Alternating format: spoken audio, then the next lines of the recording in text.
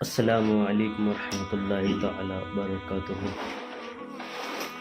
اللہ تبارک و تعالیٰ نے سب عبادتوں سے افضل و اعلیٰ جو عبادت بتائی ہے تو وہ ہے نماز۔ دیکھیے حضرات، ابھی محرم الحرم 10 محرم گزرا ہے، تو ہم نے خوب نعرے لگائے کہ حسین کا دامن نہیں چھوڑیں گے۔ اس طریقے سے ہم نے نعرے لگائے کہ حسین کا دامن نہیں چھوڑیں گے، حضرت علی کا دامن نہیں چھوڑیں گے، حضور کا دامن نہیں چھوڑیں گے، علی اصغر کا دامن نہیں چھوڑیں گے، علی اکبر کا دامن نہیں چھوڑیں گے، حضرت قاسم کا دامن نہیں چھوڑیں گے، حضرت عباس کا دامن نہیں چھوڑیں گے۔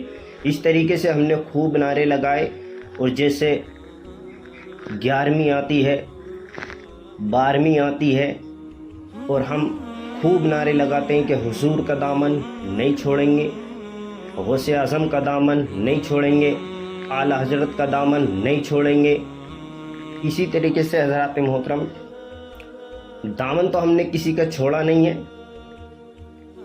دامن پکڑ رکھا ہے، لیکن نمازیں چھوڑ رکھی ہیں۔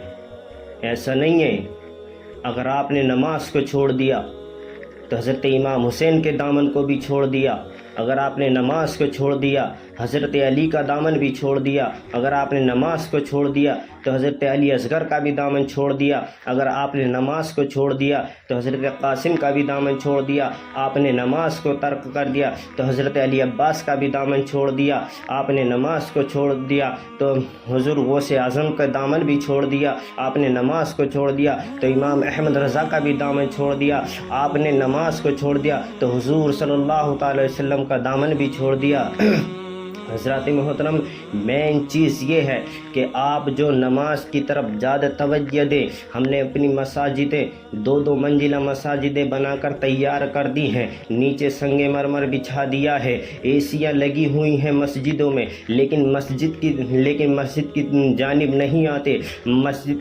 نہیں آتے، نماز پڑھنے کے لیے بالکل نہیں آتے، مساجدیں خالی نظر آتی ہیں۔ حضرات محترم، کہنے کا مقصد یہ ہے کہ آپ لوگ زیادہ سے زیادہ نماز پڑھنے کی کوشش کریں، نماز زیادہ پڑھیں۔ اللہ تبارک و تعالیٰ نے جو عبادت ہمیں سب سے افضل و اعلیٰ عبادت بتائی ہے وہ نماز ہے، نماز کی طرف زیادہ توجہ دیں۔ حضرات محترم، آج مسلمانوں کو، آج اس ملک کے حالات دیکھتے ہوئے حضرات محترم مسلمانوں کو ستایا جا رہا ہے، مسلمانوں کو کاٹا جا رہا ہے، کبھی ٹرین کے اندر مسلمانوں کو مارا جا رہا ہے، کبھی راستے پر چلتے ہوئے کاٹا جا رہا ہے۔ آخر اس کی وجہ کیا ہے؟ اس کی وجہ یہی ہے کہ ہم جو نماز نہیں پڑھتے، ہمارا ایمان کمزور ہے۔ حضرات محترم، ہمارے ایمان کی کمزوری ہے یہ۔ نماز کی طرف زیادہ توجہ دے، نماز پڑھیں۔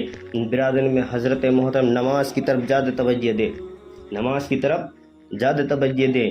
اب ہماری مساجدیں تو خالی پڑی ہیں، مساجدیں ہم نے بنا کر تیار کر دی ہیں، لیکن بعض ٹائم ایسا آتا ہے، بعض وقت ایسا آتا ہے کہ کبھی 2-4 آدمی ہی مساجد میں نظر آتے ہیں۔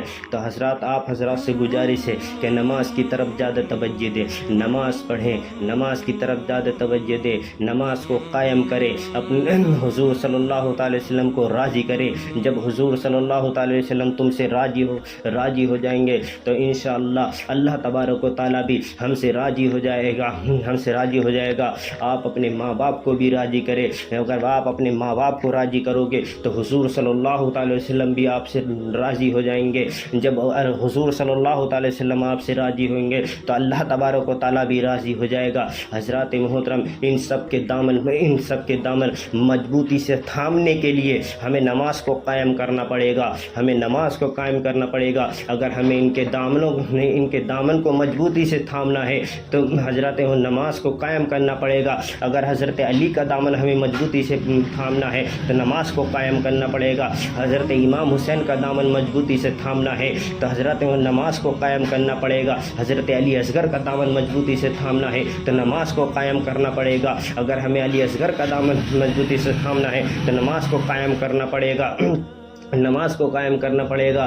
حضرت علی عباس کا دامن تھامنا ہے تو ہمیں نماز کو قائم کرنا پڑے گا. حضور صلی اللہ تعالی وسلم کا دامن مضبوطی سے تھامنا ہے تو ہمیں نماز کو قائم کرنا پڑے گا. حضرت غوث اعظم کا اگر ہمیں مضبوطی سے دامن تھامنا ہے تو ہمیں نماز کو قائم کرنا پڑے گا. امام احمد رضا کا ہمیں دامن تھامنا ہے تو ان کا نماز کو ہمیں قائم کرنا پڑے گا. ہمیں نماز کو قائم کرنا پڑے گا. ہمیں نماز پڑھنی پڑے گی. حضرات محترم، نماز کی طرف زیادہ توجہ دے. میرا کہنے کا مقصد یہی ہے کہ آپ لوگ نماز کی طرف زیادہ توجہ دیں، نماز پڑھیں، اپنے ایمان کو مضبوط بنائیں، اپنے ایمان کو مضبوط بنائیں.